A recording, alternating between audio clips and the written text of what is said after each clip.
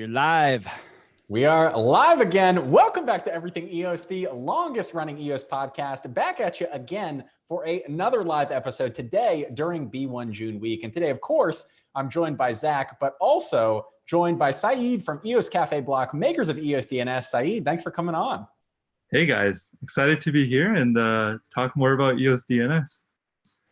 Absolutely. Talk a little bit more about yourself, man. You're a freaking legend. Everyone knows who you are. You are the man behind blocks.io, my favorite block explorer, EOS Cafe Block. And now you just launched EOS DNS today.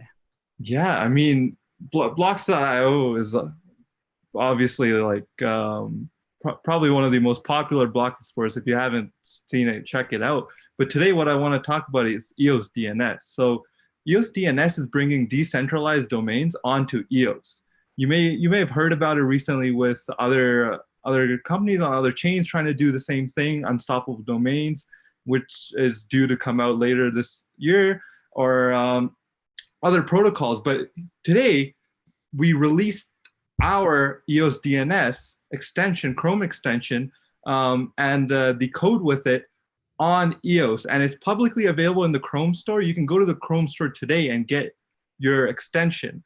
But I would recommend everyone to go to eosdns.io, and we have a beautiful site up there which guides you through everything. Why don't you pull it up, man? We got the screen share. Either you or Rob. One of you guys take it over.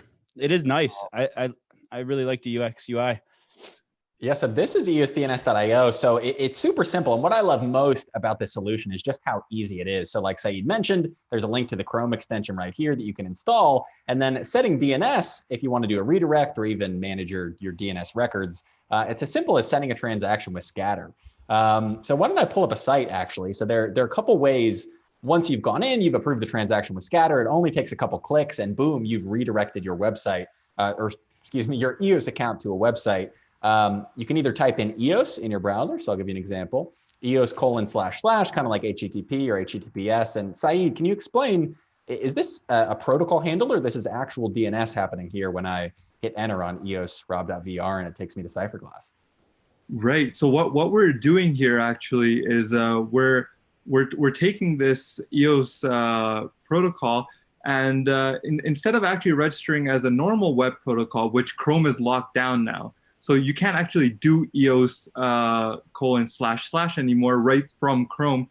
Actually, they've moved that to web plus EOS. So we actually take that protocol and then we take that protocol and then go right to your account.eos. So that's your domain, and that loads right from the blockchain. The extension queries right from the EOS blockchain your records, and then either redirects or uses your A record if you have that available to load the site.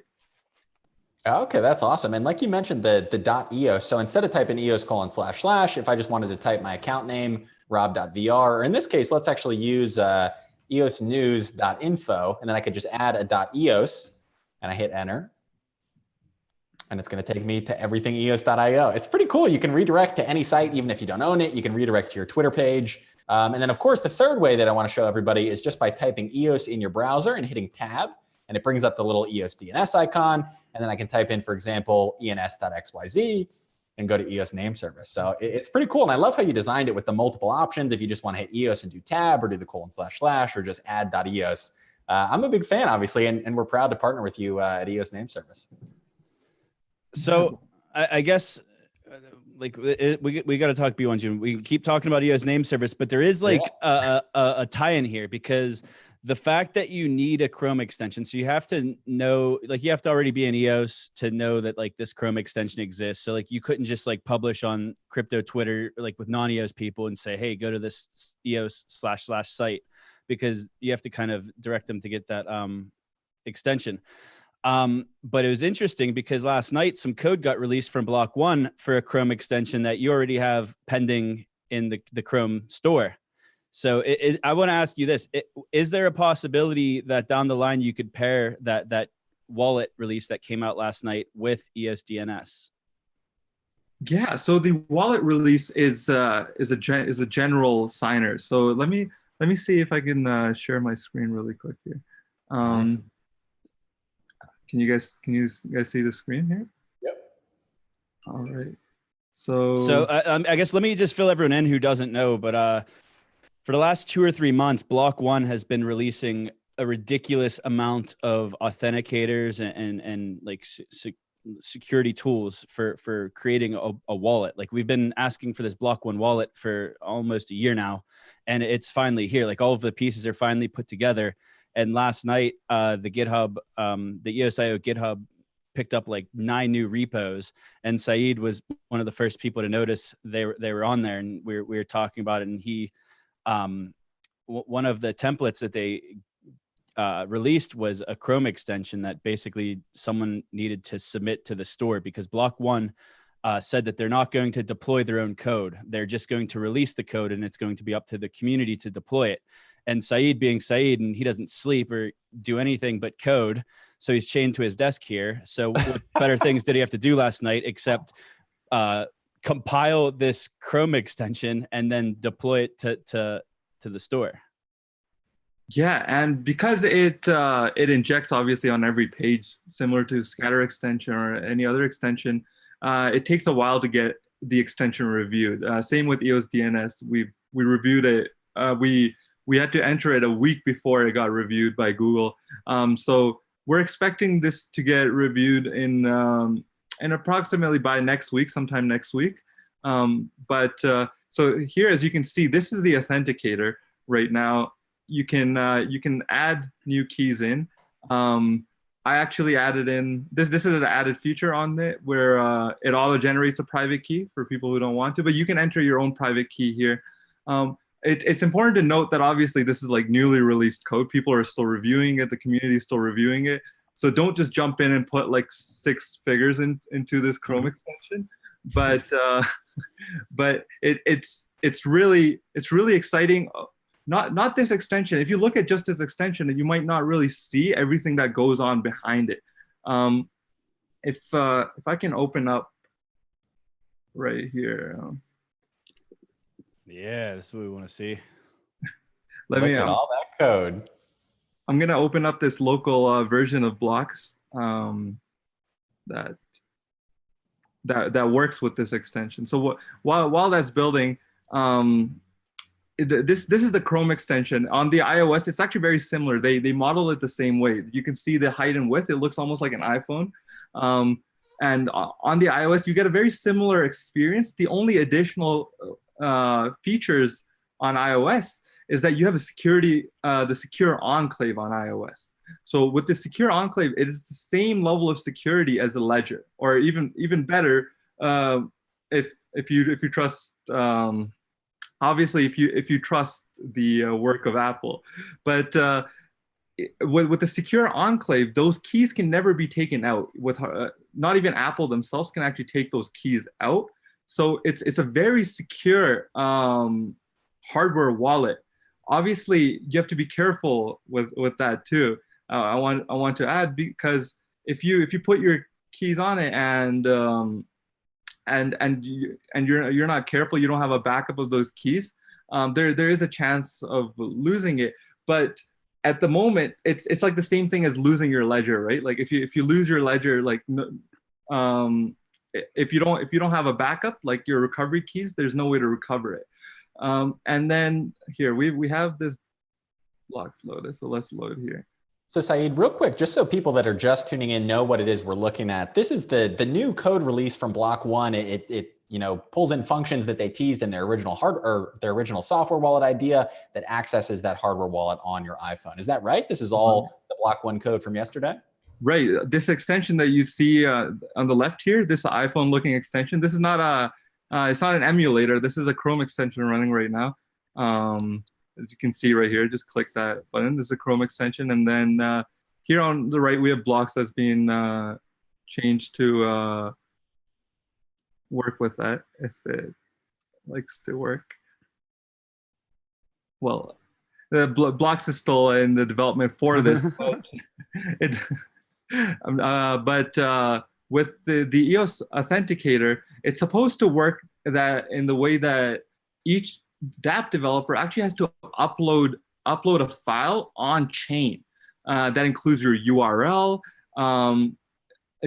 all information related to what your dapp does essentially has to be uploaded on chain. Then this authenticator actually checks that before submitting a transaction. So this prevents phishing. This prevents all these scams that we've been seeing. A lot of these scams with, let's say we saw a scam with Rex recently with those scammy EOS-Rex sites. If the main EOS Rex providers have actually put this already on chain, users would be able to easily verify, and the wallet itself would be able to verify that it's actually coming from the account that's on chain, and that there's no intermingling being done in the middle. They even, from what I saw, they even have a field called SSL fingerprint. So they might even be checking the SSL of the app to make sure it's the right app that you're signing transactions for.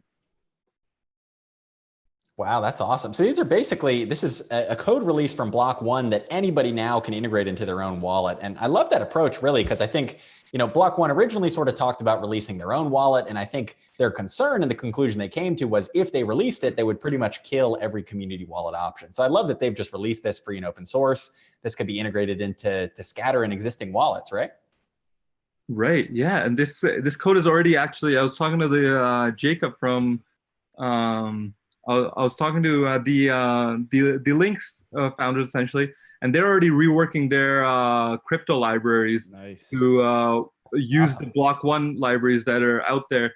And they've also said they might be looking at deep linking. So that's the really cool feature. That's the best feature that I like from the iOS app is deep linking, in which you don't have these dapp browsers like Token Pocket or Links or another app. You go right to Safari, any website, you click sign transaction and it goes right to the app. It opens up your app from Safari.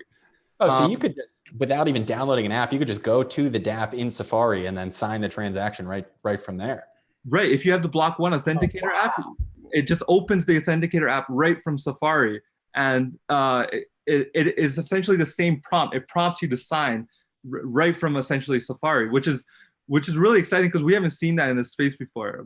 They're using new iOS essentially deep linkings, which one app, Safari, can call another app, and they open it up and they sign the transaction in that way. So I'm really excited to see Links do that. Links use that code, and Scatter's probably already using that code. They haven't released a mobile version yet, but hopefully it helps them release it faster. What are your thoughts on the App Store? So there's always this worry of the App Store not approving these wallets. And Dan's answered questions about this before and said that he thinks it would get through. But what are your thoughts on that? So I think it really depends a lot on the instructions that you give the tester, because you have to give the tester instructions. So actually, you would have to provide different things, like the tester. You would have to provide them with a private key so they can actually test the app. You can't. They wouldn't have a private key, obviously. So you would have to provide a private key. Maybe provide a website for them to go on Safari. So as easy as you make that experience, and as less damaging to, I would say, the Apple terms and services, I think the easier time you'll have to get the app passed.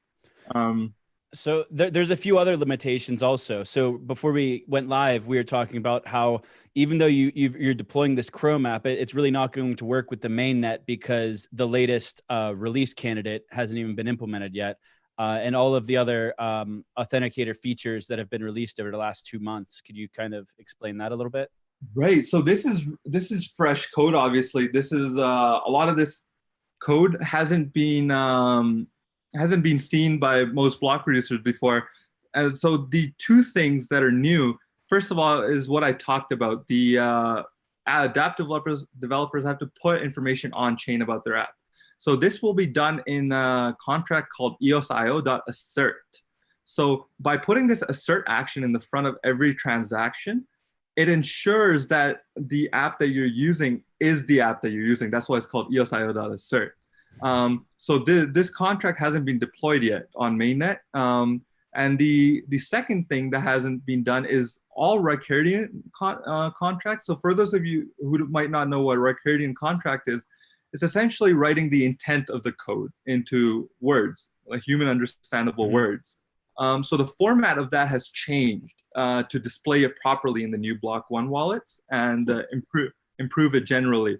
So that new format has to be adopted. Once both of these things are adopted on mainnet, both of the Block 1 wallets will work immediately. So you're both block producers. What do you guys have to do, and all of your other BP brethren? What needs to happen for all of these new tools, all these new shiny toys we've just gotten?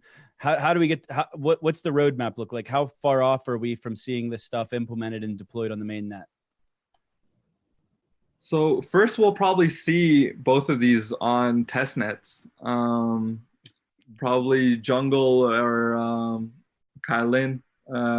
Probably in the next week or so, if there's people that can find time between DC and San Fran. But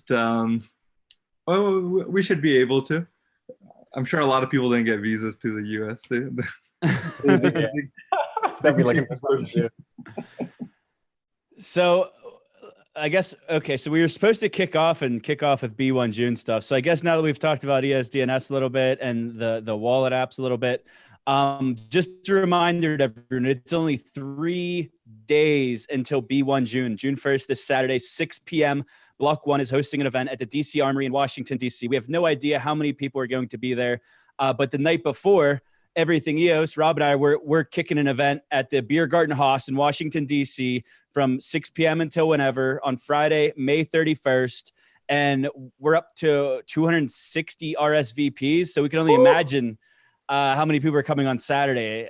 We have people coming from all over the country, all over the world, actually. Some people that didn't even get invited to the B1 June event are coming to our event. And then also the next day on Saturday, so the Block 1 event isn't until 6 p.m., but Rob, myself, and at least 15 to 20 other like core people that have agreed to do this, we're all going to be riding around these like electric scooters. You could rent them. They're 15 cents a minute, so they're really cheap. And we're just going to literally ride around the Washington monuments. We're going to go hang out with Lincoln. And we're just going to hang out all afternoon. We're going to share a real-time pin. So I'm going to have like a Google Maps like sharing link that's going to share our location the entire afternoon. So anyone who's in Washington, D.C., we invite everyone to join us. It's going to be like just one big everything EOS, EOSIO like meetup, because a lot of people in D.C., they want to talk shop. They want to have meetings. They want to meet people. Well, this is a way that we could all meet each other because we're one big community. We're all going to do this united. And the main event, so to speak. So we're going to be doing this all afternoon. You'll see us on social media, I'm sure. But at 5 p.m. on Saturday night, we're all going to get together at the Capitol building in Washington, D.C. We're all going to meet up in front of the Capitol building with our scooters in hand. I recommend everyone gets their scooters like near their hotel or wherever they're starting their trip from, because there's a good chance that there won't be any available at the Capitol building, because there's hopefully going to be like 50 to 100 of us. And we're all going to hop on these scooters and drive 2 miles down the street to B1 June as a pack of nerds. We're going to the EO scooter gang heading to B1 June. It's going to be awesome. And apparently there are 5,000 scooters throughout the city. So just get a scooter somewhere else and meet us at the Capitol building. But as an important note for our event on Friday at the Beer Garden Haus, the entire Beer Garden Haus itself holds about 400 or 500 people. So the venue is plenty big to hold the 260 that we have coming. But in terms of the area we have reserved, we have the entire outdoor rooftop reserved, which should hold about 200, 225 people. So if you want to make sure that you can definitely get on the rooftop where the main event will be happening, be sure to show up a little bit early, because if all 260 people come, we may have a 1 in, 1 out situation where you can just hang out in sort of the main area. And then as somebody comes down from the rooftop, you can then go up. So just wanted to give everybody a heads up that if you are coming, be sure to get there a little bit early on Friday to make sure that you can make it up to the reserved area on the roof for our event. But it's going to be so much fun. A lot of people coming. So we got events on Friday night, events all afternoon on Saturday, and then Block 1's got us covered for the evening. Didn't you want to tease something that might happen also on the weekend, Rob? Yes, we got some very exciting news today. We have, let's just call it a very special interview planned for Sunday. So we'll be putting that out right here on this YouTube channel. It'll actually be audio only. There will not be video, but a very, very special audio only interview coming on Sunday after B1 June discussing that news. So that's something you're not going to want to miss. Be sure to subscribe if you haven't already. All right. So I guess before we get into more exciting B1 June news, I have to let everyone know. So Liquid Apps, if you didn't catch the news today, we released our airHODL blog article today. So an airHODL, for those who aren't familiar with it, it's a vesting schedule. It's like the next generation of an airdrop. So I don't have the date in front of me, actually. At a specific block number, right around the same time that the dapp network launched, on block 36,568,000, a snapshot was taken of everyone's EOS holdings. And based on your EOS holdings at that time, you're going to be eligible for a specific amount of dapp tokens that you can claim.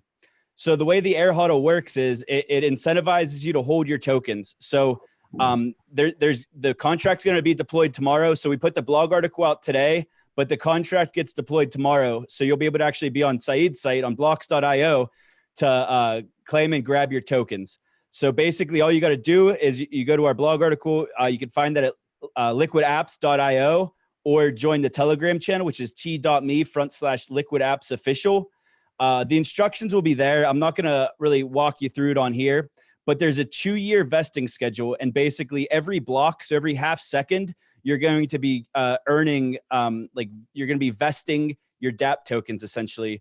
So these are completely free to the user, and it's an amazing opportunity for any developer out there who has been hearing about the dapp network and wanting to deploy something on the dapp network, but they needed that extra little push. Well, now there's a good chance that you have dapp tokens waiting for you, and all you have to do is claim them because they've been vesting since sometime in February when that block hit. So you should have, I don't know the math in my head, 15 to 20% of your tokens vested. So if the total is 10%, basically the way this works, just to clarify, is that if I claim my tokens now, I only get the amount that are vested, right? And then the remaining tokens just sort of get distributed to everybody else that's still airHODLing?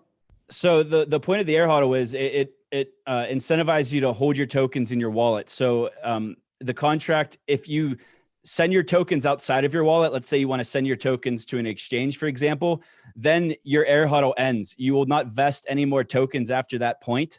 But as long as you don't transfer them out of your wallet, you could use them for their actual utility. And eventually you'll have some governance mechanisms. But right now, the main thing is utility. You stake your tokens to a DSP, and you could use, we have liquid accounts, Oracle services, and then the biggest one's VRAM, so virtual RAM.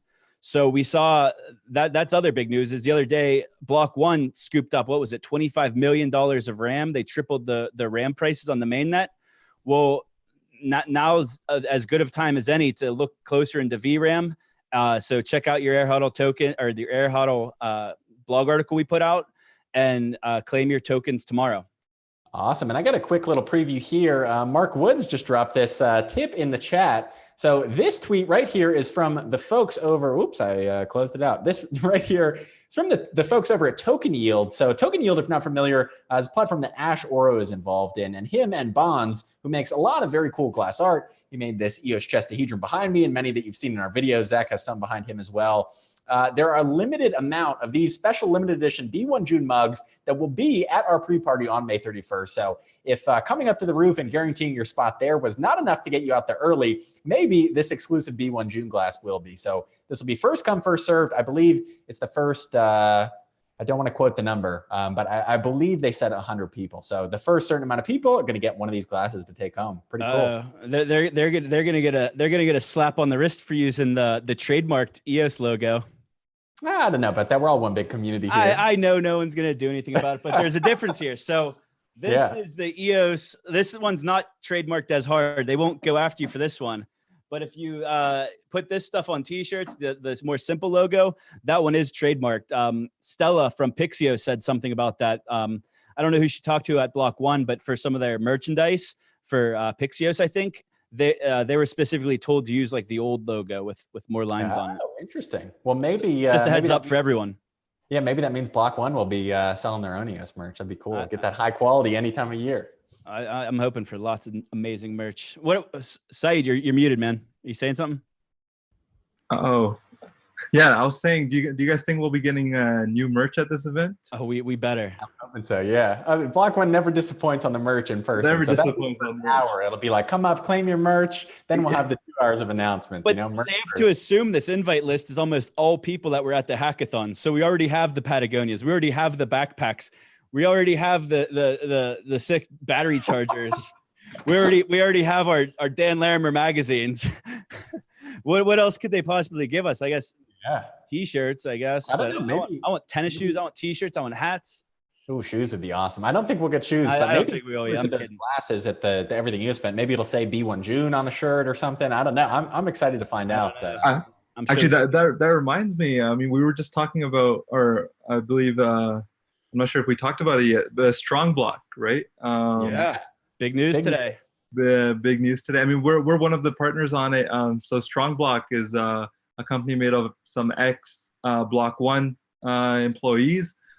Their goal essentially is to make deploying blockchains and managing EOSIO blockchains essentially like the click of a button. Like, and in your own portal, you essentially, like AWS, you start up a new instance. Here, you start up a new EOSIO blockchain, and that's the platform they're trying to go for. They've lots of different VP partners and other companies too, like Wax with the gaming chain, and VPs like Greymass, Blocksmith, etc.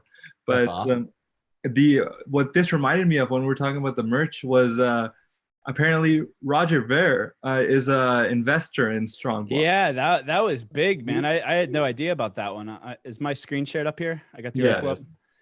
Yeah. So StrongBlock. I'm just basically pulling up what you're saying. So all of these partners here is basically where we're at right now. So wow. The other thing I thought was big was it says, I'll just read it off. To further ease blockchain adoption, StrongBlock is developing pre-built, customizable applications for general use, as well as specific implementations for industry verticals, including luxury goods, supply chain, oil and gas, alternative energy, fast-moving consumer goods, automotive, and art and collectibles. They're using W3C standards, Beta, D-Goods, simple asset standards. So they're using all the big standards we've been talking about for months here with like the NFT standards here. They're working with all of the top block producer teams, the most technical teams, guys like Syed and Cafe Block and EOS 42, Greymass, all of the top like technicians. But the big news and the big call to action here is that they opened up their alpha signups. So if you're developing an application or you know people who are like trying to move their business to a blockchain, they could sign up for the alpha release, which is, I believe, scheduled for Q3. But you can go to strongblock.io and sign up for the alpha. And it sounds like the line above that, they said they're making a marketplace experience that will be similar to shopping for WordPress plugins, but from qualified, along with advanced services like professional block production from qualified block producers like these two fine gentlemen with me today. So that's big, man. They have the team to do it. So from what I remember, all of their backgrounds before they were with Block One, they're all like Oracle and IBM and all of these like businesses that work with enterprise. So Syed, are you able to tell us anything like deeper with what's kind of under the hood here? What's going on? Yeah. So as the article says, I mean, the experience here is to make like small, almost blocks of plugins in the system, in which, let's say you just want professional block producers running your chain, and that's the only thing you want, right? You would be able to select that as a plugin, professional block production as a plugin. In the same way, they partner with Privios. So now let's say you want data privacy as a plugin. You select data privacy as a plugin for your blockchain. So they're really collecting the building blocks from the EOSIO ecosystem and then modularizing them and allowing these companies to deploy them. We might even see a Liquid Apps building block later, in which that's just a selected option and that's deployed to the chain. So me and my team are really excited, obviously, for the opportunities with StrongBlock, and I think that's how you get enterprise adoption. And we see some other platforms already starting even a bit ahead of us, like Hyperledger, and all they've done is simplified it for these enterprises. And now I think StrongBlock is the EOSIO answer to enterprise.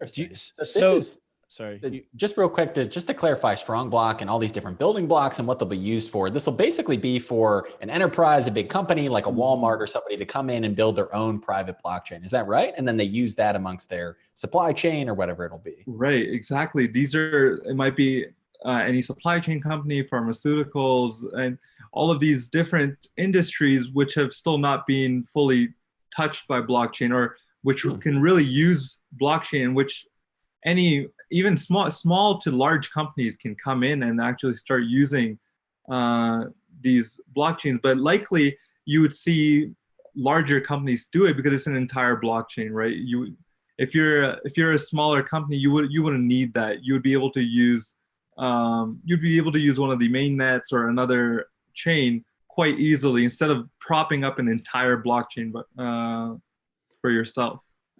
Interesting. So, does it seem like it's more for private blockchains, public blockchains, a hybrid of both? Like, what do you think there? I think obviously the demand comes from different sectors, but like one of the main partners that they're working with right now is like Wax, right? Wax is pretty much a public blockchain. They'll be looking for block producers for their public blockchain. Right now, they've been managing it privately, and I think that's a model that we'll see a lot of chains start using, in which you start off as private, right? And even if you look at something like Warbly, you might say it's a little more centralized at the start, and then you decentralize over time instead of trying to launch a whole network with 100 BPs at once, right? And I think that's the model we're seeing a lot of these chains go. And so we'll probably see a bit more focus on private blockchains at the start while moving towards more public as time goes on. Is there a possibility, you mentioned those different plugins, kind of like WordPress plugins that you just drag and drop into your site. Is it possible that there could be a little extension to, say, publish your block headers onto the EOS mainnet to have that added level of public verifiability? Right. And I think that would be really cool, is adding essentially IBC, right? Because now, if you look at some other chains like Boss, they've actually made plugins for Node OS. Node OS, for people who don't know, is the EOS software which produces blocks. It's called Node OS. So Node OS, there's a plugin for it, an IBC plugin that Boss has developed. So that could be essentially be an extension in which you could click a button and it sets up that IBC plugin between mainnet and your own chain. And now you can transfer tokens between the two chains. And the way this transfer token is done is by publishing block headers. So essentially that's what you'd be doing every certain amount of blocks. Okay, awesome. Because I know, and somebody mentioned this in chat, is there a benefit to mainnet token holders? And I think that if you think about the bigger picture, the more people that adopt EOSIO in general, and then potentially, publish their block headers to mainnet, or at least link into the mainnet in some way for whatever specific portion of their application requires it or could benefit from it. I think any EOSIO adoption will ultimately benefit the EOS mainnet over time. So I think it's good news. Let's speculate with Syed here. What do you think Block One is doing with all that RAM? I personally still think, I've been saying this, I personally still think they're going to deploy a contract on V1. But like, what could need, this is like what would the way contract more RAM than any precedent has ever set. I think it's 32 gigabytes. That's big enough for a social network for a few years. Like Steam, I believe, was it Jesta who was saying that? It's around 64 gigabytes after 5 years. So I believe they could sustain a social, at least for a whole year, I think, with that much RAM, which is exciting. I think 32 gigabytes is a lot of RAM. For people who don't know, that's around 25% of, I think, all RAM that's currently out there. Crazy. What do you think, though, about the side effect of that? So I mentioned it earlier with the increased RAM prices. So now an account, so this kind of relates to both, or to Rob now with EOS name service. Yeah. So you're in EOS links, and anyone who creates accounts through their wallets or through a service like EOS name service. So I know, for example, on EOS links, they have the App Store integration. So they're already giving Apple 30% of their 99 cents. So then they have 70 cents left to pay for an account through the App Store. So that's right. That's the probably thing. going to Actually, go with up. links, they just changed it today to $2 because they can't sustain the $1 price. Huh. Well, if you want a dollar account name, come on over to EOS Name Service. We're still doing it. We still sell them for 99 cents. We are obviously losing money on it, but we figure, you're going to buy a custom name later maybe, and it's a good way to get more people in EOS. But to give you an idea, the price change, we went from costing about 0.13 to 0.14 EOS before B1 bought that RAM, to then boom, it costs about 0.41 EOS. So about 40% of one EOS token just to make one new account. So right now that's a couple bucks. So we're definitely losing money on that, but we're going to keep it going for as long as we can. People want us to talk about this. So I'll pull it up. So Brendan today on Telegram popped in. Sorry to change the subject. Brendan Bloomer on Telegram today just finished lunch at the White House.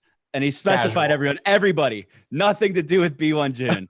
Let's just put that out in the open. Trump will not walk out on stage at B1 June. That's basically what he's saying. I think there is potential the U.S. will make big progress on pro blockchain regulation in the coming years, but there's a lot of education still needed.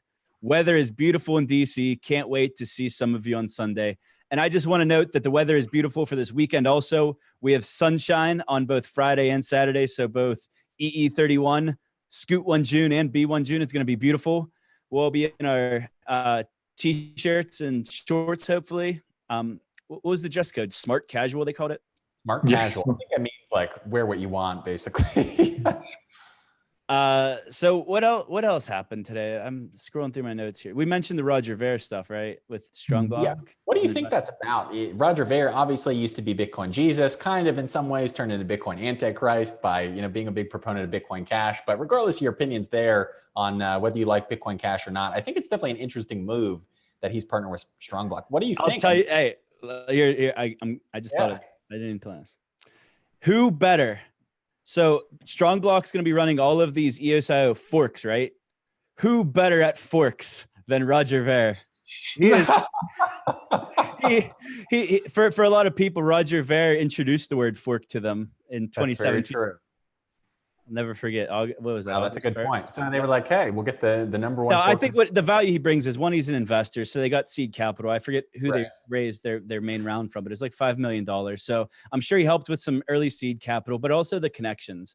That's where the value really comes, is like the connections to the other industry people that maybe like Moss and Cox didn't already have. But I already think that the StrongBlock team has deep Rolodexes. So Roger Ver can only help. I don't think he's like a crucial piece to the puzzle, but I think he's a welcomed addition. I don't think he's going to hurt anything at all. He can only bring value. Right. And real quick, we got it looks like I missed a super chat for $1.99 from Crypto Fees. Shout out to the gang. He says, keep up the good work, EE podcast. And a shout out to the other 139 people watching right now. If you stick around to the end, we're giving away another Blanco. So stay tuned for that, when it'll be a flurry of numbers in the comments. And then we have to have a moment of silence. Dan in Telegram today, he said, many devs died to bring us this code we got last night. So let's have a 5-second moment of silence. RIP. And then he was on Twitter also today. So he tagged he hashtagged ETH and Tron, and he said, another smart contract platforms need to follow the lead of EOSIO Authenticator app. User security depends upon understanding what they are signing and visual cues as much or more than key security. Then he linked to the GitHub of one of the repos that I think Syed just showed, or at least one of them. And he said, it doesn't matter if your key is secure, if you are tricked into signing away your funds. Icons and human readable descriptions are necessary for proper consent. Signing hashes blindly is terrifying. So do you want to kind of explain that second part of his comment, where he's talking about the icons and the readable descriptions and stuff? We hit it on earlier, but kind of how it prevents the phishing scams like we saw in the fake Talos sites and stuff earlier this year. So with the new EOSIO Labs release, dapp developers actually submit. Here, I can pull this up too. They release multiple different data points essentially about their app. So share. You're sharing. Yeah, and commenting on Dan's tweet there, I don't think Tron will have a problem. If there's one thing they're good at, it's copying others. So I don't think they'll have a problem. Someone wrote that on there. It's funny. Someone posted. Oh, really? Yeah, literally. I thought you saw that. No, I didn't. All right. So as you can see here, these are the two files now that every dapp must publish, right, to chain.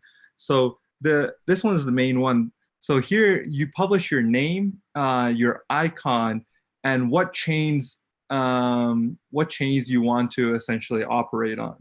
And as I talked about earlier, they have the SSL fingerprint here, your description. So all of this, when the app requests for your information, like your keys or anything, this is what pops up. This asks you, do you want to let blocks.io connect with your wallet? And it would show all of the description like fastest EOS Block Explorer.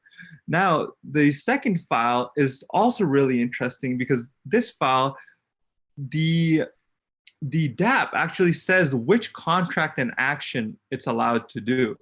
So you might imagine you have a dapp which says EOSIO.token and transfer. So right in the app, it would tell you that this dapp is authorized with to be able to transfer tokens, transfer EOS tokens. And in this way, since this is published on chain, all of this data is published on chain. If anything doesn't look right, your signer, your authenticator will not let you sign the transaction. It will simply throw an error and stop it. As you saw from what I showed, everything, all the icons and the whole app manifest actually has a hash, which you must calculate and put in the other document. So let's explain the reason, the value of a hash. So basically what a hash is, it's a bunch of letters, numbers, it's a bunch of characters, and it's created to, I guess, represent, like, what would you call it, like an encrypted version? Like, I'm trying to explain, you can't change the code after it's been hashed. Like if you have the hash, you can't go back and change anything, or else the hash would change. You want to explain that better than I can? All right. Right. So maybe I just jumped in at the wrong spot. I'm jumping around between the chat and stuff. I might have just messed everyone up. I'm sorry, guys. No, you're good. I'm sorry, guys. So hashes are essentially one way in which everything, most things on a blockchain are hashes. So if you look at your transaction IDs, they're SHA-256 hashes. And all the block headers, block IDs, they use these hashes to represent data that you can't go back on. As Zach was saying, it's like a one-way function. That's what hashes are. But here, hashes are used to confirm data. So you put a hash of, let's say, your icon, right? Now your authenticator will actually go to the icon URL, download the icon, and then hash it itself to compare it to what you have put on chain. And if it does not match, if anything doesn't match, it will cancel the transaction. And this is essentially very advanced phishing detection, in which every dapp developer is putting all of their data and all the data that they need on chain, so users are not scammed. And I personally hope that more dapp developers will adopt this, and hopefully wallets will start adopting this to stop working with dapps that don't, because we've seen a lot of scams in the last year, and I think a lot of it, we should be working harder as dapp developers and wallet developers to really protect users. Sometimes as developers, we just expect people to understand it, but I think once we start hand-holding people through security, that's when we will be able to reduce these scams and loss of funds, and really bring the industry and EOS itself to a higher level and standard of security, rather than an attitude of we can't do anything. So I'm going to pull up the screen share of the actual blog article that came out, and let's look at the animated GIFs that I spoiled Dan's surprise on last night with. Yeah, what happened to that? I saw that he tweeted at you after you tweeted and said, "Where'd you get this?" As if you weren't. It was on Telegram. So Syed mentioned in the Everything EOS Telegram channel that he shared a link and said like 9 new repos were just published on EOSIO. So I'm just like clicking through them. I don't really understand everything going on, but I understand an animated GIF mock-up of a clickable mock-up here. So all I did was I started sharing them in the public channels because it's awesome. We was like, the wallet is here. We've been talking about the wallet for so long. And Dan's like, where'd you get that GIF? And I was just like, GitHub. And you can see right there, it's on Safari. Like the GIF, it's as I was talking about earlier. Yeah, that's can you walk us through? open. Can you walk us through exactly what? Let's let it start over. But can Yeah, you like let it start over? walk it? Come on. All right. There it is. So here we have Safari. It's an app called Tropical App. Here, and they're just showing that they have Authenticator as well installed on the app. So you open the app, you click login. The Auth option is there. That's the UAL library that they released a week or two ago, in which they integrate scatter and everything. So here you enter the account. It tells you to open Authenticator. You open it, and now here you can allow and deny. And as you can see, the icon is there, the domain, as we talked about earlier. And now you're logged in. It finds your account. You're logged in. Now, when you continue, do enter data on your dapp, and now they just tried signing it.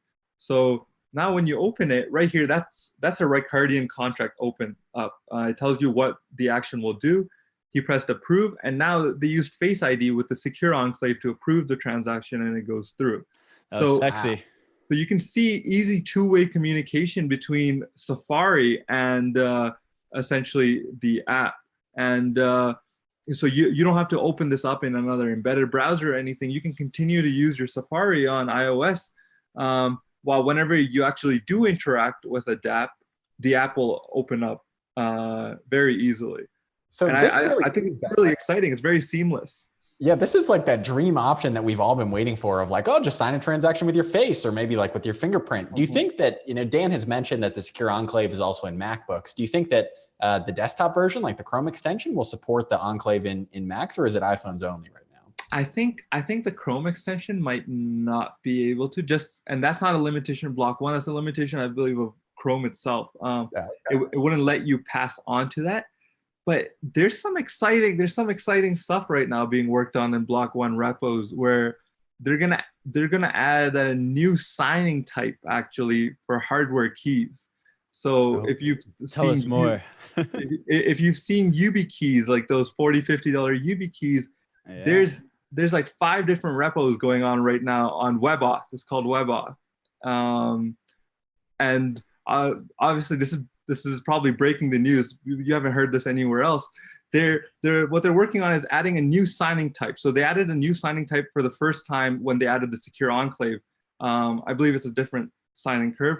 So you have the normal keys, these, and now they're adding WebAuth, in which WebAuth, these keys essentially, I have a YubiKey plugged into my laptop right now. When you press, let's say, sign transaction, my YubiKey would start blinking. And all I have to do is just touch it like 2FA. It's a 2FA mechanism. But essentially, we would be able to use that as for signing. And so it's like a physical 2FA. So instead of you having to use the type in your 2FA, you have this physical key, and like some of them have like NFC chips in them. You just slap them off your phone and it validates. Right. Like the same as a 2FA, but better because you have to have hardware. Right. Right. And 2FA is used in a lot of places. Like you can log into Google or Amazon or any other website, usually LastPass, with just your 2FA. This is interesting that you're bringing this up, though, because I've been kind of keeping an eye on YubiKey myself. And so I have the Yubico website up right now. And this article is from last March, but it's talking about modernizing authentication for the U.S. federal government agency. So there's all this government speculation. There's no evidence that Block One's working with the government, but with these secure sign-in tools, they're focusing so much on signing secure transactions and secure identity that now that you mentioned Yubico again, this reminded me of this. And Block One does work with Yubico. They do work with them because Node OS is actually supported by their expensive HSM, which is around $600 to $800. That's actually supported with for signing EOS transactions. That was since like last July. That yes. update came out a while ago. Yes. But also we talked about the secure enclave on Mac OS. You can actually sign on I've seen some repo, maybe not from Block One, but someone added it so you could do it for Kleos. You could sign with the secure enclave on your Mac OS. But it would be really cool if we could see that on desktop too, with some Block One library. Yeah, no, the hardware space is really cool. Just this week, I got my Ledger Nano X. I'm not sure if you guys have seen it. Yeah. Rob, you got one too, right? Yeah, absolutely. I have one that's still sealed. I'm not sure what I'm going to do with it. Giveaway. So you know what? Now that the YubiKey is out in the open, like I met a guy from YubiKey when we were in San Francisco, and he was talking about how, like for logins, if you have 3 different keys, and he was describing as something you have, which is your hardware key. He was referring to the YubiKey. Something you know, which is a password in your head, and something you are, which is a biometric ID. And if you have all 3 of those set up as 3 keys on a multi-sig, and you only require 2 out of 3 to change them, then you should always be secure. And it was really like he was like way above my head as far as like this technology and how the hardware works. But that's the thing I remember is you'd have 3 keys, and as long as you have 2 out of 3, you could always change the 3rd one if you lose one. Well, that's what I love about all this is just they're making it secure, but they're also making it easy to be secure, where a user doesn't even have to know that the site they're using is a phishing website in this example where the dapp developers are publishing their info, and they'll still be protected. And I think we need more and more of that, as much of it as we can get, to really take this stuff mainstream so that, you know, grandma and grandpa aren't losing their keys every other day, because that's not very mainstream friendly. But we got a quick super chat here from Lachlan G, $2.99 Australian dollars. Thanks for the ongoing information on this channel. My man, Lachlan, thank you for supporting. Lachlan. So what are your predictions for, sorry, I'm changing the subject because I'm you're good. running up on an hour here. Syed, what are your predictions for Saturday, man? I think there's obviously, like, I think it's because you said earlier, it's confirmed, like there's going to be a social media dapp. Yeah, that's like biggest open secret. There's no doubt about that. What I would like to see, I mean, I was actually really hoping for a government contract, but they've completely squashed that as well. Yeah. I don't know. Maybe I think we might see we might see a new hardware wallet. I don't since they have been working with YubiKey actually for a while now. Did you see what somebody said today about Tim Berners-Lee? Because Dan mentioned, you know, we talked about that comment about he had a special guest that might be presenting alongside Block One. Do you think Tim Berners-Lee could be it? He has some kind of evidence is there though? I saw that in our channel, but I didn't see any evidence backing it up. What was the evidence? I didn't read it. Like we don't have any evidence. Yeah, I mean, I'm all about speculating, but only like with a little bit of evidence. You can't just like throw someone's name at a wall and be like, oh, this guy's gonna be there. But that's fair. I guess, who do you think might be that special guest? Do you have anybody in mind? Oof. No one I can think of at the top of my head. Yeah. People were saying that a lot of the early predictions, like the Peter Thiels, New York Schmitz, I didn't think they were going to be there, but they're definitely at some other event. I forget what the event is. There's some big. Oh, Bilderberg. Yeah. It's like an event where all the richest people in the world like meet up and plot to do all kinds of weird stuff. But I wasn't really expecting either of those guys anyway. So I don't know. Like, do you think there will be a partnership, or do you think, like, I don't know, man. I'm tired of guessing here because I've been guessing for like a year. Hey, about 72 hours and we'll know. Since March or February, whenever they announced B1 June. When did they start the B1 June hype? February, March? It's been a long couple months, man. It has. They hyped it up, then they reeled it back, then they've hyped it up again with more releases. What do you think about the emoji, the two? Do you think it could be a layer 2? Let's talk layer 2 Bitcoin scaling solutions. You have to have some opinion on this. Do you think it could be that? I actually think I saw Brendan's tweet in which you buy first and you talk second. Like, I think that's very clear, in which they've bought 140K Bitcoin and now they're gonna start talking and scaling it. I think it'd be really weird if they've been talking for months now about this and there's nothing related to Bitcoin. Exactly. Yeah. So they're all about tokenize everything, decentralize everything. Why couldn't they tokenize their own Bitcoin and US bonds? Like, I'm not saying that's happening Saturday, but like long term, what's stopping them from tokenizing their own assets? No, I mean nothing aside from legal. I mean, Oh, of course, and that's the biggest hurdle. I bet there's a lot of stuff we haven't seen because of legal and regulation. But once that clears up, like nothing is stopping anybody. If you have a paper asset, EOS New York put out a tweet a while ago. It says anything you could have a paper like asset for. Like if you own gold, you don't actually have the physical bars. Usually you can usually have a certificate that says you own that gold. Anything you could own on a paper certificate, you could tokenize. So that's what a US bond is. And like, I mean, with Bitcoin, it'd be more or less tokenizing it in a sense that it'd be like you'd be moving the Bitcoins around through the EOS network. Yeah, I mean, I'm hoping that we get Bitcoin layer 2 scaling, honestly, because I think it's really important for the overall crypto ecosystem that Bitcoin succeeds long term and doesn't have $20,000 fees in the next bull market. So they got pretty crazy last bull market at $500 fees. Some people were paying $1,000 fees just to get their transaction through. So I'm hoping it's something like that, that then you can transact your Bitcoin fee free on EOS. I would love to see that. Yeah, competitor to the Lightning Network, competitor for that would really be mind blowing. I think that'd be a really good announcement. Yeah, and I think it would really help twist the FUD. You know, all these people that are mostly Bitcoin maximalists coming out against EOS saying, "Oh, I don't like EOS for this reason," and then for them to come out and make an enormous contribution to the Bitcoin community, especially if it's something that is totally trustless. You deposit your tokens into like your own contract or something where no centralized authority is, you know, running that token peg. That I think could be huge for just changing the sentiment in the general crypto community when it comes to EOS. Yeah, and if they come up with a decentralized peg, like obviously that can be used between any token, right? Like if you can do something between EOS and Bitcoin, the same thing could be done between EOS and Ethereum, for example. Like we could layer 2 scale like multiple blockchains at the same time. Like that would be wild. Layer 2 scale Ethereum as well. Although I did notice Block One didn't buy a big old chunk of Ethereum, so I don't know if that's in their plans. But the 140,000 Bitcoin are sitting there. They just want to kill Ethereum. Have you ever looked at the EOS Ethereum like trading pair? We've been at like it's like all-time high after all-time high, like that trading pair. It's beautiful. Yeah, I think we're probably about time to give away this Blanco. You want to do that and wrap up?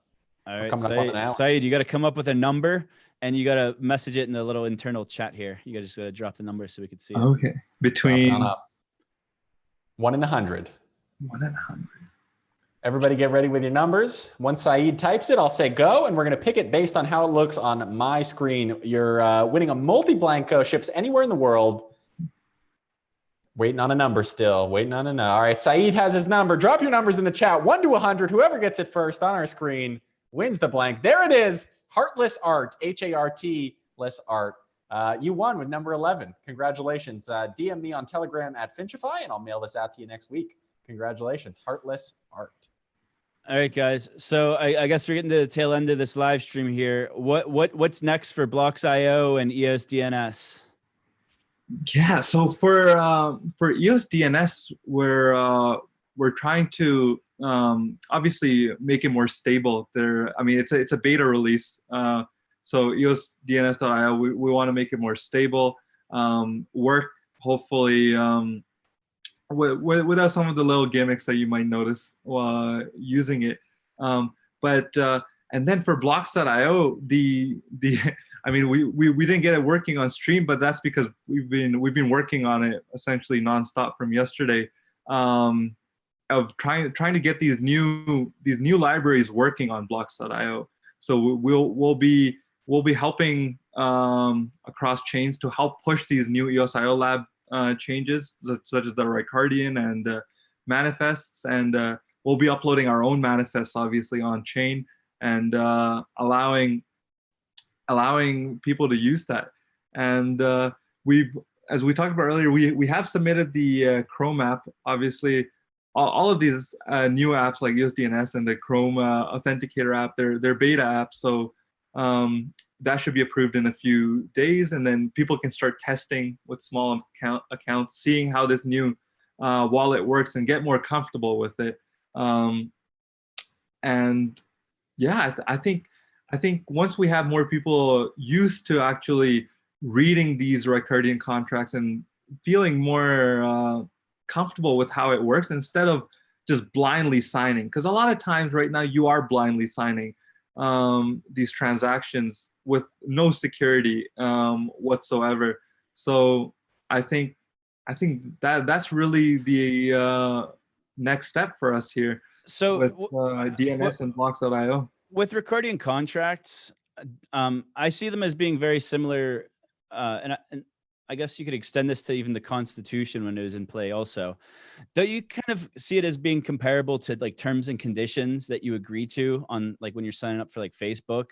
So nobody reads that stuff. How do we change that so that whenever you're signing a transaction, like you do understand what you're signing? Because I know I don't read that stuff, but they're like pages and pages of terms and conditions. Whereas I guess with the Ricardian, you would want to keep it as simple as possible with just that one specific action at a time. Right. So from like, I've seen some contracts obviously previously with long Ricardian contracts, but I think the most effective ones are in which you have your just literally a one-line description of what the app is doing, and then maybe some extra information that it needs. I don't think you'd want to make these like a legal contract and where you accept terms of service. And if you see that, maybe that's fair warning to the user of like, maybe you should be careful using this dapp if they're making you agree to a whole terms and services. But I think in general, it's about letting users know what that action will do.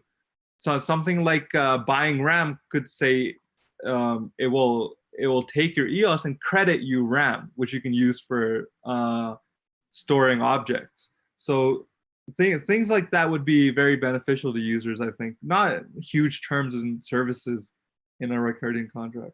I think it'll be interesting. I can't wait to see whenever we see like some real arbitration players come in for like opt-in arbitration. I think that's where a lot of the value with the Ricardians come in also, is whenever you're arbitrating a bad transaction, you're like, you know that like what the terms were agreed upon and it could be arbitrated on because it's as clear as day. It's written in plain English. But I haven't seen any major arbitrators coming in yet. Have you? And either of you? No. It's been I quiet.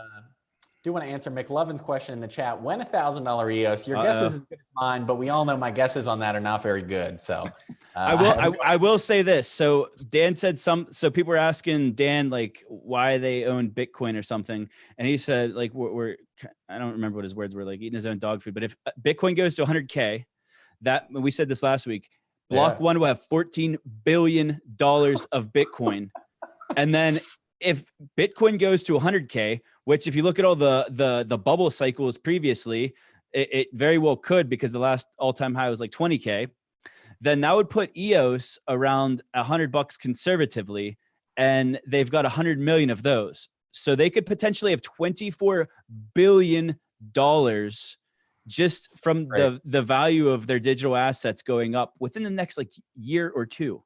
Yeah. Well, even if it's 5, who cares? It's crazy. The EOS price and Bitcoin price right now, both are a 12.5x to that 100 mark. So Bitcoin's about 12.5 times to 100K, EOS about 12.5 times to $100. So it'll be crazy to see. But I think one thing's pretty clear with the amount of money they have in their treasury already, that $3+ billion in what they call liquid cash assets, and then the Bitcoin, they're going to be around for a long, long time. And maybe they'll be those companies, like the big companies of the big internet boom, like Amazon and Apple and all these people, maybe they'll be one of those that will be around in 50, 60, 70 years from now as we're looking at the next version of all this stuff. And that's what we're going to find out this June, their roadmap. And I think Dan said we're going to get a multi-year roadmap. Or a year, he said. Somebody said roadmap. 6 months, a year, 5 years, and he said all of the above. So I think that's so necessary, because how many teams do you guys know? I know a bunch off the top of my head who are holding back on development because the last thing that they want to do is develop something and then have Block One put something out that's going to just drive the community to it, and they would have just wasted all of that development resources. Absolutely. I mean, that's a big concern with developers that I talk to now. Obviously, there are certain things, like if you're building a game or something, like you're pretty much free and clear. I don't think B1's going to encroach there, but that is a big concern. And I know a lot of people have, releases in the pipeline that they're kind of holding back and waiting to release until after B1 June, once they know that they're free and clear and B1 isn't coming into their sector. How about you personally, Syed? Have you ever wanted to or thought of an idea and you're like, I should build this, but you've almost held back because you're like, I don't know, I have a feeling that they're going to be doing the same thing? Yeah, actually, that was the mobile wallet, like especially quite early on, I think. Like back in June last year, I was going to develop a mobile wallet, but there were like there were rumors flying around that Block One's gonna start. Like I think they started developing their wallet around then, and then by London they were even showing it around, so it was like gone. But then it was delayed for quite a while, obviously. But that, yeah, like I think the wallet has been a huge one. Most like lots of dapp wallet developers in EOS like links have been a little worried, to be frank, of what Block One's gonna do, whether they're gonna release their own fully fledged wallet. And what they've done is honestly great, right? They've really helped developers that already have their apps out make better apps instead of competing with them. But I think in June, in essentially this week, once they tell everyone how they're gonna shape this ecosystem in the next 5 years, I think that's really going to allow developers to see what's missing in Block One's plans, and then find niches and augment what's missing and create entire products out of that. Anything else? So how about you? Let's close this out, Rob. What's coming up in the pipeline from Cypherglass, EOS Name Service, Dmail, everything else you're working with right now? Yeah, I think now that Syed, released EOS DNS, and we've partnered deeply with that on EOS Name Service, our next thing in the pipeline for ENS is that marketplace. So the marketplace we've talked about for a while. It'll basically allow you to sell any EOS account name, whether you bought it on EOS Name Service or registered it yourself somewhere else. You'll be able to sell it on EOS Name Service as well. So we're super excited about that. That's the next sort of big project in our pipeline. But as far as Cypherglass goes, we're waiting until B1 June to sort of pick the next project that we work on. So super excited for that. And we're even considering, we put out that $100,000 EOS hardware wallet bounty, 50,000 went to Ledger, that's out there now and released. The 50,000 for Trezor seems like it might not get claimed.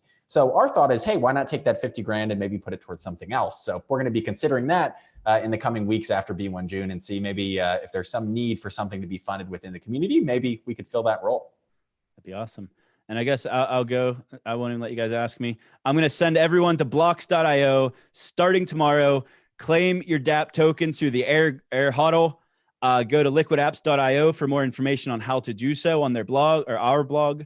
And the Everything EOS event on Friday. Obviously, I'll see a lot of the people watching and listening on Friday. And I hope to also hang out all afternoon Saturday. We don't have to wait until B1 June. We'll be hanging out, man. We could go drinking with Lincoln with some Gatorades. I don't even know where that came from. But yeah, dude, DC is awesome. There's so much to see. And the scooters are a blast. Like I'll just repeat, they're only 15 cents a minute, so don't be cheap. Come hang out. We will have a live pin. We will tweet it out. We will post it all over Telegram. We'll be like on like Christmas Eve, the NORAD like Santa tracker where you could like track Santa Claus all around the world.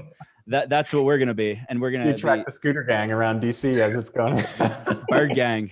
I love it. So Syed, as you may have seen yesterday when we had Mark, I think it was yesterday, whenever it was, we had Mark Woods on. We had him do the outro with us. You want to help us do the outro here and say your name and we'll go through it. All right. So just start it out. Say, I'm Syed. Hi, I'm Syed. No, we're saying bye. Hi guys. No, I'm kidding. But so I'm Syed. And I'm Zack Gall. I'm Rob Finch. And this is Everything EOS. 1, 2, 3, go EOS! Leave a go EOS in the chat. Smash the thumbs up. Thanks for joining us. Go EOS.